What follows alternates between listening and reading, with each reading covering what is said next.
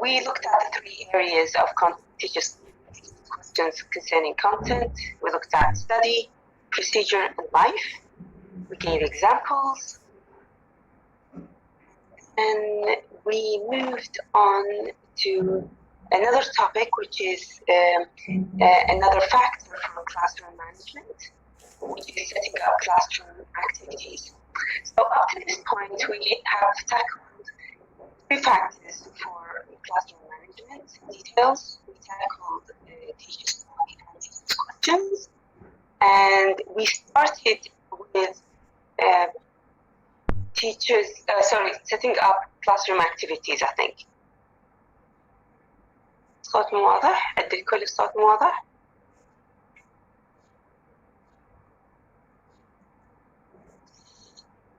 اوكي خليني اسوي ريفرش.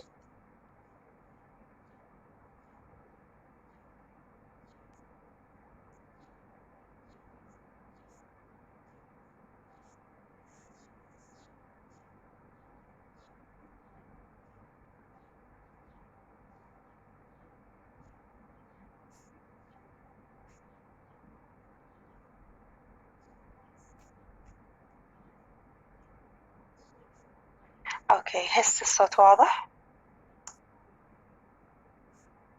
واضح. So yeah, I was just saying that we have already tackled in details two of the factors of classroom management, which is teachers talking, teachers class questions, teachers questions.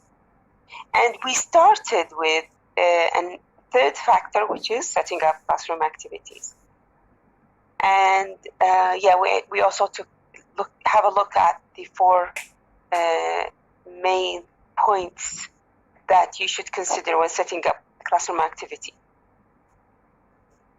But before, digging deep, let's just, because I forgot to ask you this question, which is, setting up a classroom activities, we've already said that we should have 4 major points, which is, can anybody remember them? What were they? Which is number 1.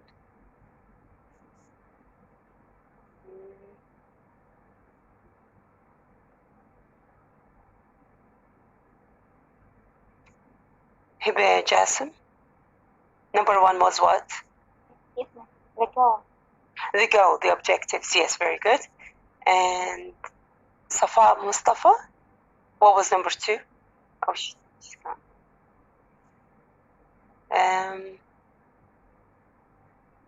Fatima Ayad, what was number 2?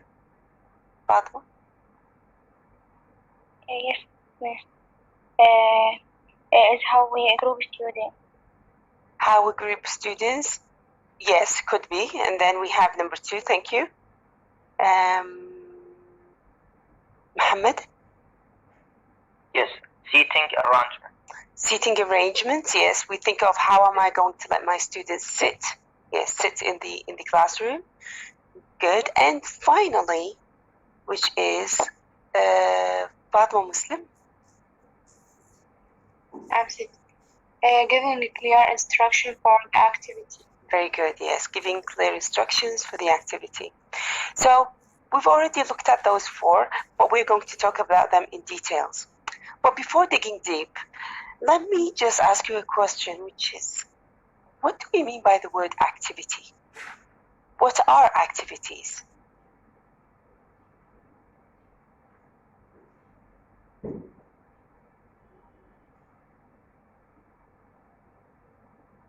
Abbas. Yes, miss. There are the things like ways to make students interact inside the class, maybe games, content, Mm-hmm. So you've already answered the next question is, why do we do activities inside the classroom? It's because you said it, because you want to make interaction. Mm-hmm. Yes. So doing activities inside the classroom is for making interaction inside the classroom, for students to participate, be engaged and involved. Thank you, Abbas. Yes, any other ideas? What is and what are activities? What do we mean by activities? Ghadir? Yes, it's a segment or homework or do any work can students do it in the classroom. Yes, thank you. Good. And share the information or interaction in the classroom. Yes, good. Thank you. And final thought from Ali. Ali? Yes, Miss. As Ghadir said. Okay. So anybody has anything to add? Safa, do you want to add something to what do we mean by activities? And when we provide opportunities for students to interact in meaningful ways inside the classroom. So that's the goal actually of an activity. Okay, yes, thank you. Maha Hassan, do you want to add something? Yes, Miss. It is done between teacher and student in a classroom. An activity interactive or a question or information, anything. Yes, thank you, Maha. Good. Thank you. So activities mean any kind of action or any kind of action that teachers bring inside the classroom that he wants his students to do. Like, for example, like what I'm doing now. Just asking you some questions to answer is an activity. Making you, if you remember last lecture, making you write in the chat box 2 types of question. One is study of language and the other is study of subject was an activity. Okay? Playing a game is an activity. I mean, doing anything inside the classroom with the students to make them practice what they have learned is an activity. So you do an activity with your students after giving them certain information about a topic. Like you have already explained a specific tense for them. So you need to give them an exercise. An exercise is an activity. You need to make them like talk in pairs. You need to let them talk in pairs, for example, giving each other a sentence. This is an activity. Asking them questions to answer is also considered an activity. So whatever happens inside the classroom that makes students be more interactive, that makes students be more engaged, more involved, is considered as an activity. Okay? Noor says, just if it's by teacher, we can say it's activity. What do you mean, Noor? I didn't get your question.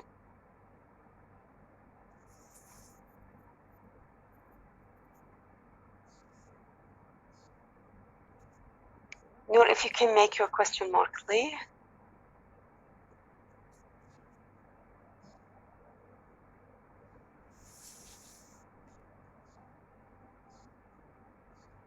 Okay, so yes, so the main goal again of an activity is to make interaction inside the classroom. Good. Let's go to the points that we have already just mentioned, and the first one is objective. Having an objective, having a goal for the activity. So sometimes we see some teachers, they have a wonderful activity going on inside the classroom. Like whenever I go and observe some teachers in schools, and when I sit at the back and the teacher starts an activity with their students. So for me, as an expert in that field, can see this activity in a different way from a student. So when I'm looking at the activity while the students are doing it, I wonder, well, what was the goal of this activity? Why is the teacher doing what she's doing with the students? When the class finish, the first question will be, I liked the activity that you had inside the classroom, and the students were so happy, and they laughed, and they enjoyed their time. But can you tell me what was the objectives? What was your goal? She will say, well, to make students have fun.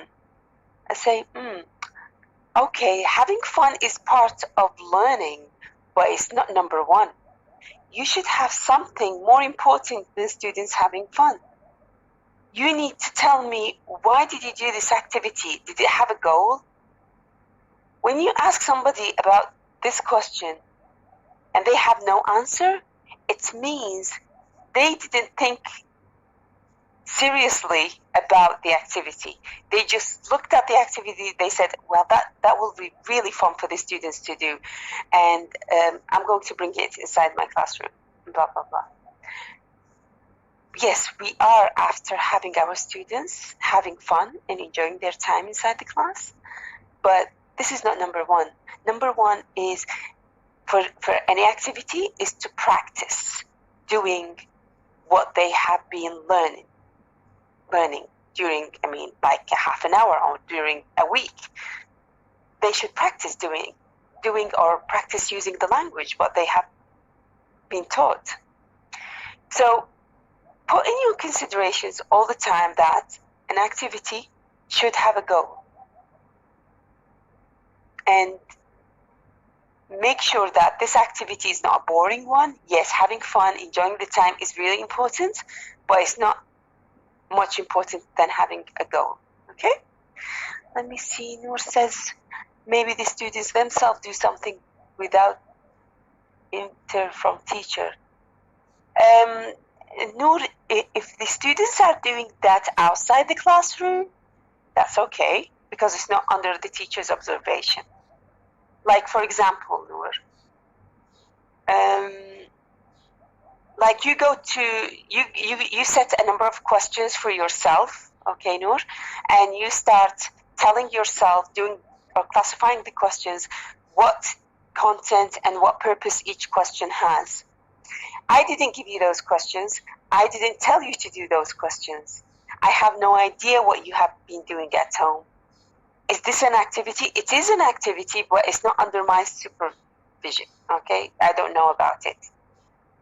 But it's considered an activity for you to develop yourself, but it's not inside the classroom. I hope I have answered your question, Noor. Fatma Abdel Muttalib says, setting up classroom, one of the important is your ability as teacher to arrange activities inside the classroom. Yeah, it is important actually. Yes, okay. So that was number one, having a goal and having an objective. Let's go to the seating of the class, inside the class. Seating means arranging the desks, arranging the chairs inside the classroom. You're welcome. You said that the teacher has experience, so she do not have the plan for it. What do you mean, Abbas? Yes, miss. I think, I remember that you once told us that experience could, provide some, we can't always plan for something, like, yeah. So we can, like 10 years of experience and just do it. What I'm understanding from you, Abbas, is that you're telling that teachers can bring up activities from their experience even if they have not planned for it? Yeah. Yes. That's exactly.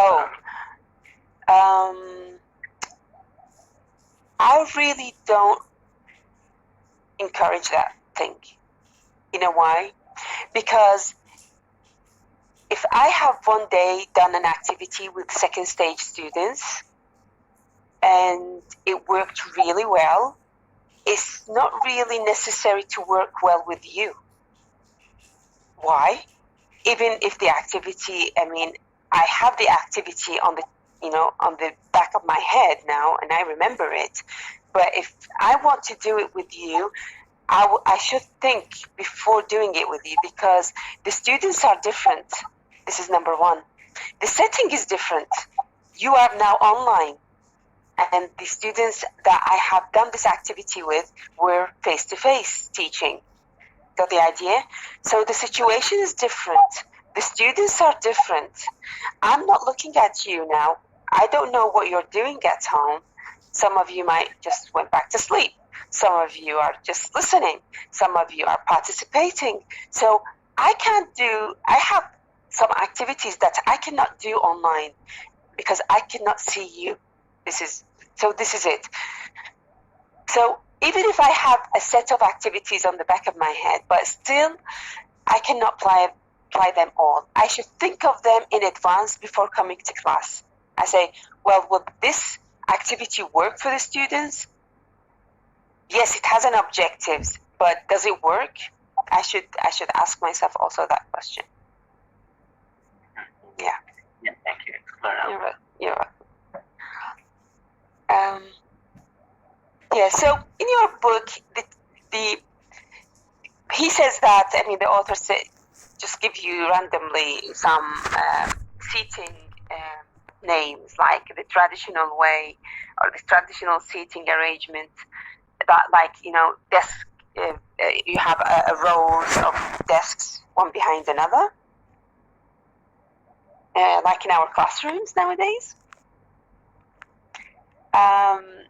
Also, you can have a seating which is semicircle. Okay, you can have not only a semicircle, you can have a full circle, and you can be part, as a teacher, you can be part of that circle.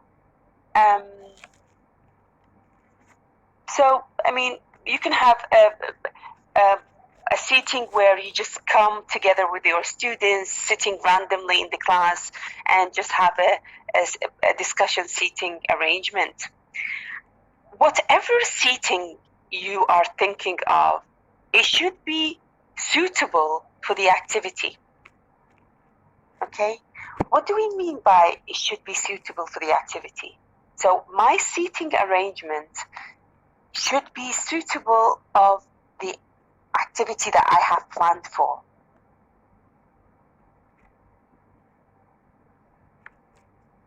What do I mean by that?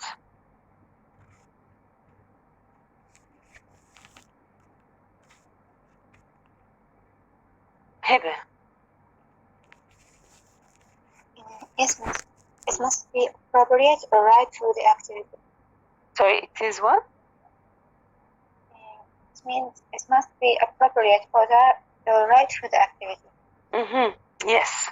Good, thank you. Safa, do you want to add something, Safa? Yes, miss. I think when the teacher make a group by personality factors. No, Safa, I'm after seating, not grouping. My question was about seating. No, I don't have anything. Okay, thank you. Ali. Yes, miss.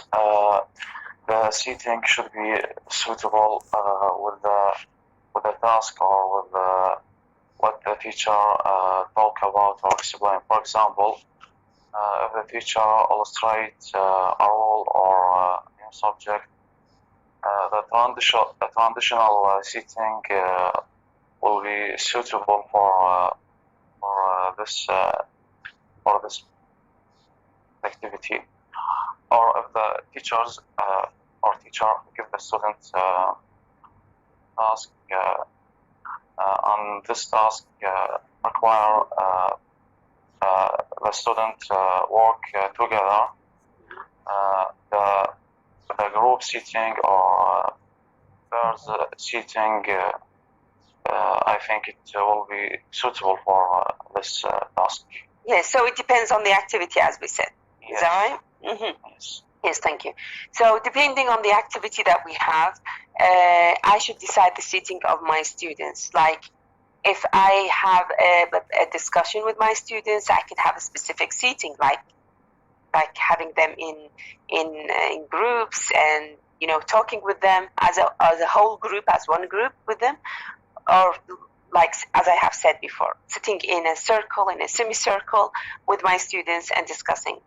So it depends actually on the activities, yes, and it should be suitable. I mean, the seating of the students, like, let me ask you another question before going more.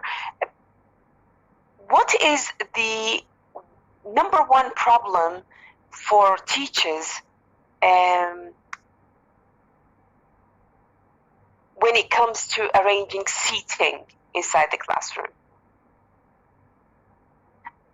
What is the number one problem that teachers face when it comes to arranging seating inside the classroom?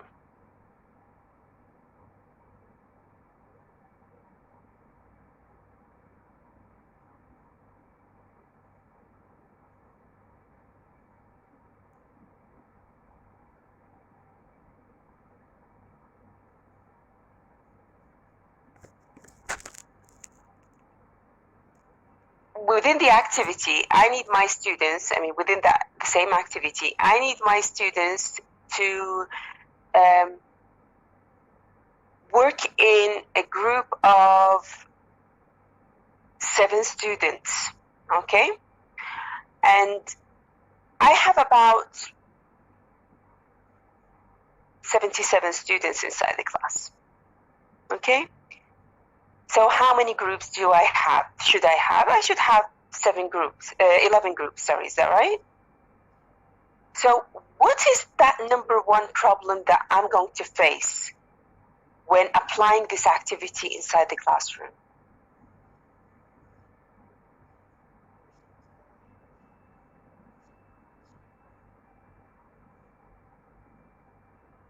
Ghadir. The arrangement of seats to the students should be suitable to the action or to the segment of the teacher. Ghadir, my question was, what is the problem that the teacher is going to face for this activity? Place sitting for teacher. Sorry? The place or arrangement to the student. So what's the problem with the seating arrangement? If I have planned that I'm going to arrange the seating inside the class, so my students will be in 11 groups. In each group, I will have 7 students. Yeah. What is the problem? I should put the students مناسبين to each other, and like I should students. No, Ghadir, I'm not after grouping. I'm not after grouping or making pairs. My question is so clear. I want the problem that the teacher is going to face. Thank you, Ghadir. Okay, thank you. Let's see who else. Mustafa. The time is? The time, could be. That could be number 2, but actually number 1 we have more important. Thank you, Mohammed. Sorry, Mustafa. Sarah Ibrahim. Yes, miss. I think the number of students is not enough. For example, if the class has It's only... not enough? 77 students is not enough? Oh, I think you say 7. No, it's 7 in one group. So it could be too much to Too group them. much, yeah. No, it's not too much to group them, but thank you, Sarah, thank you. So the number of students is the problem, actually. Why? Because imagine with me in our classroom schools, the schools inside our classrooms, that we have 77 students. So we have a class full of students, full of kids. Is that right? So imagine you want to arrange the seating so that you could have, you want to arrange the desks so that you could have a group of 7 students sitting together. Will it be possible to arrange the desks together so that the students can sit, 7 students can sit together in this classroom with that number of students? It's impossible, actually. You can't do it. Arranging the seatings, having too much students inside the class is one of the big problems of arranging the seatings, because you can't do it. I mean, the only thing that you can do is that you can make a group of 4 by letting the students, the 2 students who are sitting on a desk will talk with the 2 students who are sitting behind them, and they can be a group of 4. But that way of seating is really tiring because for the students' backs. But either way, I mean, having that number of students inside the class is really a big problem for teachers to arrange the seating. Okay. Time is also, as Mustafa said, time is also is time consuming. Why? Because if I have 77 students inside the class, how many desks do I have? I should bring out the students outside their desks and then start arranging the desks, if it's possible, of course, and we said it's impossible. Then I will I need a lot of time to do that with my students. I mean, I need at least 5 minutes to do that. And 5 minutes in a language class is a lot if I'm going to waste it just arranging student seating. So these are the very important thing, or the very important problems that teachers face when it comes to arranging seating, which is large classrooms. Large classrooms means large number of students inside the classroom, and it's time. Okay?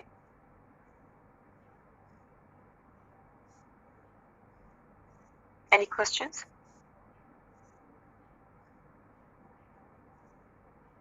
Okay. Ali, do you have a question? Yes, Miss. Yes. How many the suitable numbers of students in the class? 25 or 24. Oh, okay. Yeah. You know why 24? Especially 24, let's say. Because the number 24, you can group them into pairs and you can make them into groups. It's easily. Like you can let 2 students sit together, or you can make them, we will come to that, or you can make them in a group of, let's say, 6 or groups of 4. Okay? So it depends on the activity. Okay? Yes, then we, having students sit in pairs or, or groups, either way. I mean, do I want to group my students? Do I want to make my students in pairs? It depends on what, mainly.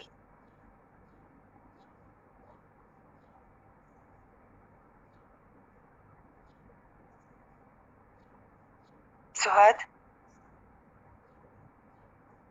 Yes, Miss. Just can you repeat the question?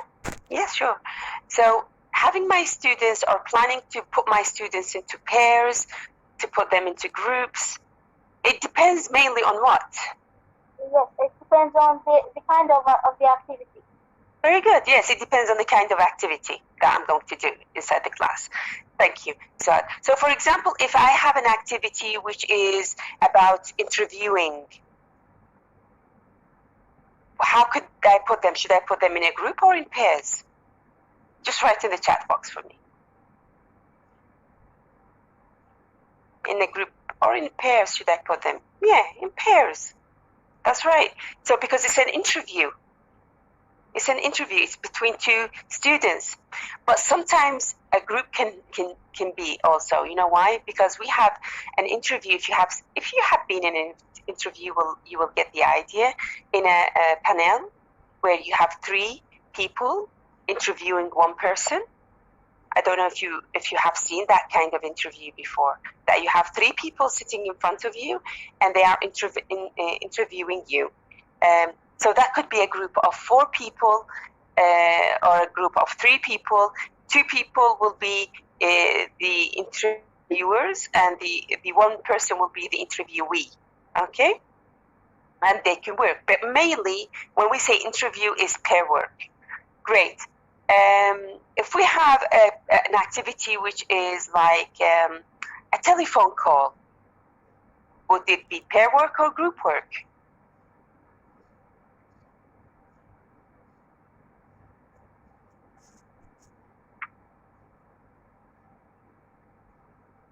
Yeah, again, a pair work. Good. If I have an activity where I want my students to play the role of a dialogue or play the role of a scene in a play, for example, what type of grouping? Will it group work or pair work? Now it's a group work, yeah, because it's a number of students who are going to play the role. And it could be a pair work at the same time, because sometimes we have a conversation or a dialogue between only 2. So if it's a dialogue, it could be between 2 persons or 3 or more. If it's a role play, it could be also between 2 people or more. So it depends. It depends on the activity. Yeah, it could be. Depends on the activity here. Okay, great. The question always raised is, how do we group our students? What are the techniques to group our students? There are different creative techniques that we can follow that are already made out there that you can use, or you can come up with something new. You can be more creative, because as we said before, that teachers are creative people. So you can come up with ideas of how to group your students or how to make them sit in pairs in different ways. So let me just listen from you if you have any creative ways. It's okay if it's from the book. Yes, let me see. Sarah, Dawood? Yes, ma'am. Mm-hmm.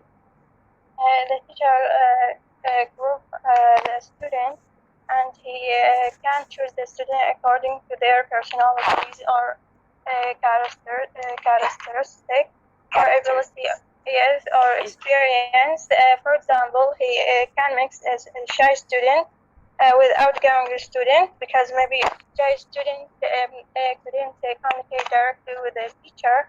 So the outgoing student helping them to make communicate with the teacher. True, yes, thank you.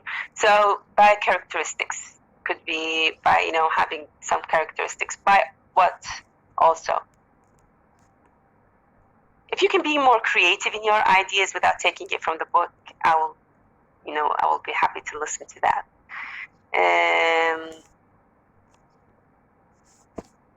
Abbas?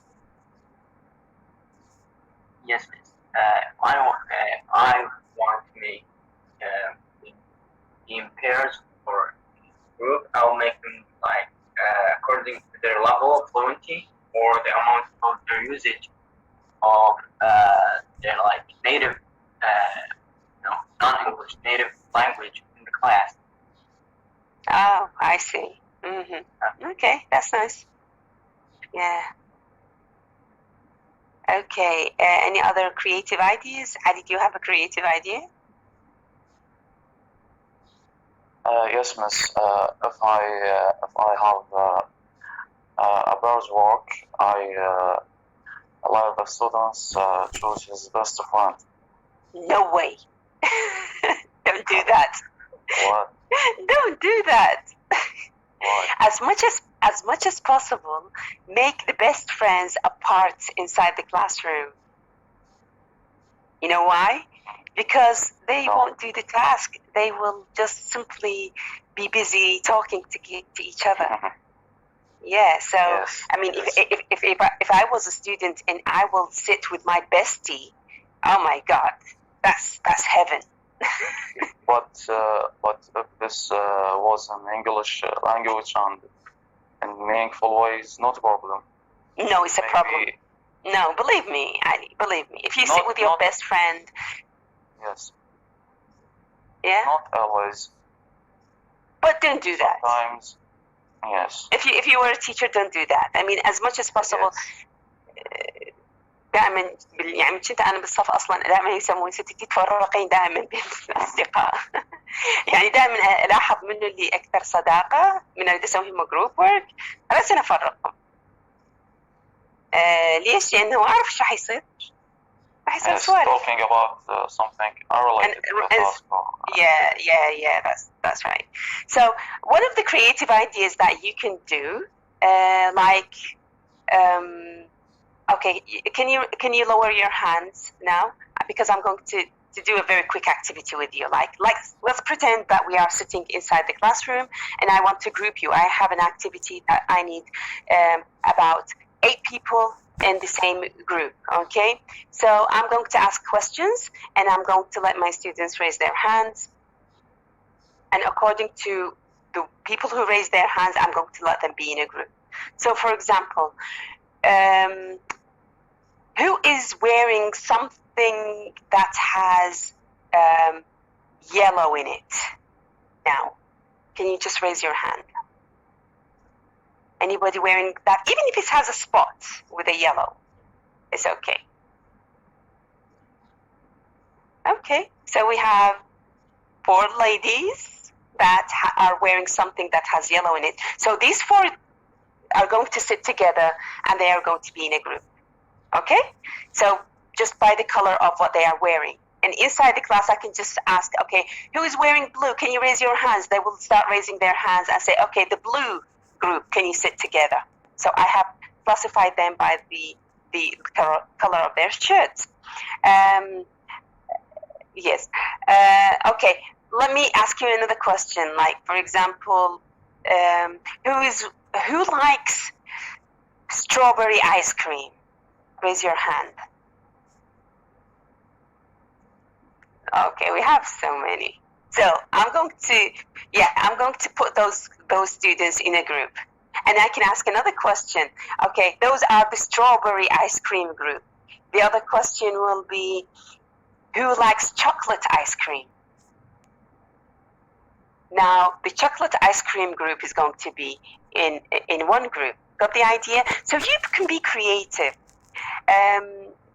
In your book, I think they have the idea of giving candies to your students. Like, you can give candies with different colors, and then when it comes to picking up you can let your student, they will be more than happy than having candies inside the class, teacher giving a candy to a student inside the class.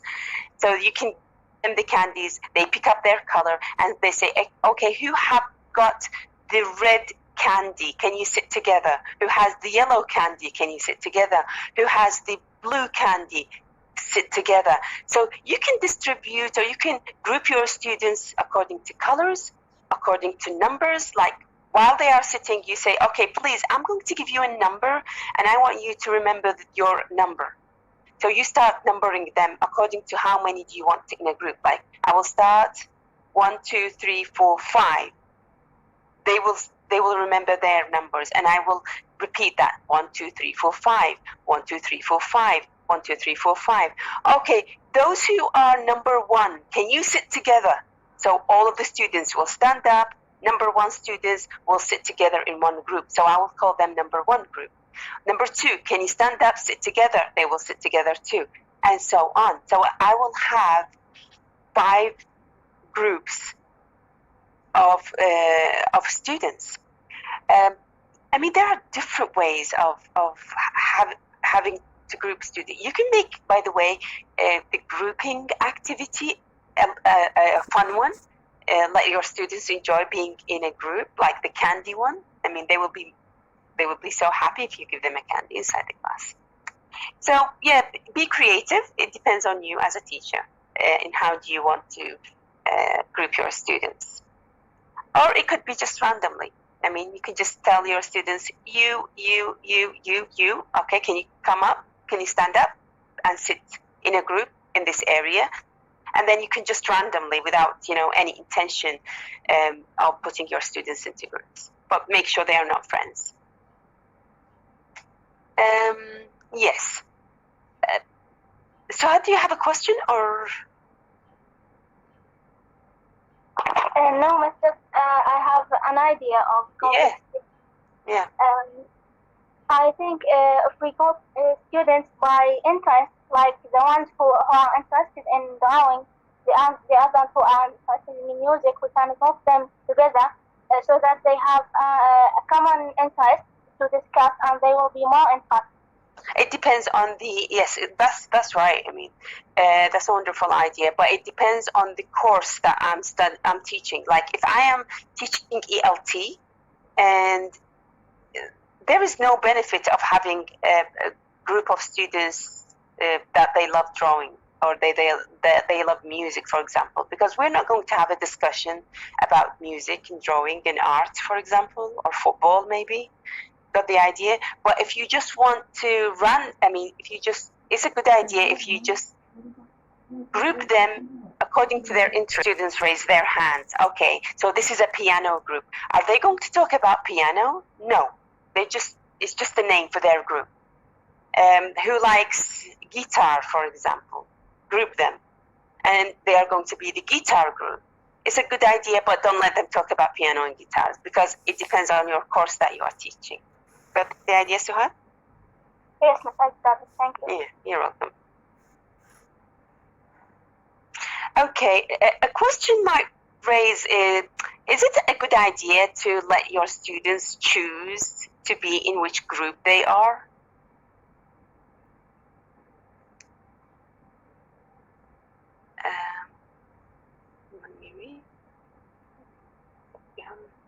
So is it a good idea to allow my students to choose their group? What do you think?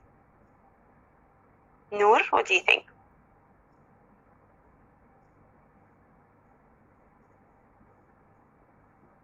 Yes, miss. I don't think so because once a time our teacher do that and the student just choose the student that they are successful and they are what? يعني They are what? Sorry, Noor? Success. Oh, so it was successful, you mean? Yeah. When the teacher allowed the students to choose their own group, did the activity, I mean, was it successful? No, this is what you're saying? The student will choose just the student that succeed on. Oh, I see. They are the clever students, you mean? Yeah, great. Yeah, you got the idea. Yes, so this is one of the challenging things that if I tell my students, okay, students, I'm going to go for 1 minute or 2 minutes. And while I am gone, I want you to sit in groups of 5. When I come back, I will see that I will have some groups that are overloaded and other groups, there are only 2 sitting in that group. So if you allow students to choose their own groups, it will be a chaos. And this is one. And some students will choose their friends. And some students will choose, as Noor said, only the intelligent students, only the clever students. And because they don't want to do the task, they want other people to do the task for them.